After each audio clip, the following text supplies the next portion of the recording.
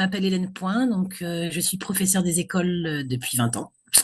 J'ai enseigné 11 ans dans la Drôme et ça fait 9 ans que je suis en Guadeloupe. Voilà, cette année, j'ai une classe de CE1, CE2 à Pointe-Noire et j'ai deux élèves que j'inclus dans ma classe qui sont du dispositif Ulysse. Alors, nous sommes dans une école avec un public plutôt défavorisé qui est beaucoup sur les écrans, qui est beaucoup à la maison aussi, des enfants qui partent peu, qui connaissent peu leur territoire, qui est la Guadeloupe et qui est très riche.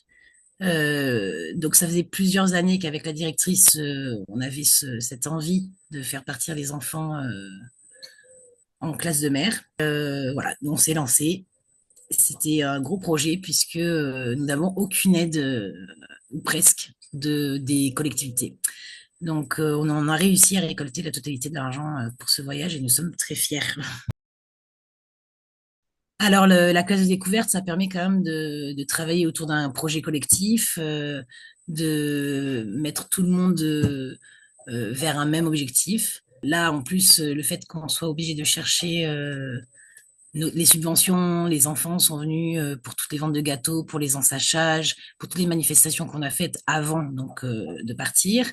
Ça permet donc en classe de travailler sur tout ce qui concerne la nature, de travailler sur tout ce qui concerne aussi la géographie, le territoire, le littoral, ensemble.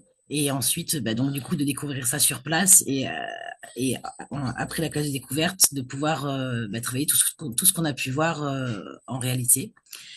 Voilà, c'est des expériences que j'ai déjà vécues en métropole, hein. J'ai déjà fait plusieurs classes de découverte et c'est toujours des moments extrêmement riches. Ça soude un groupe, ça crée des souvenirs communs et inoubliables. Alors, comme notre projet coûtait quand même à peu près 11 000 euros, il fallait quand même donc qu'on trouve cette somme. Et là, j'ai commencé un petit peu à chercher sur Internet tout- toutes les aides qu'on pouvait avoir.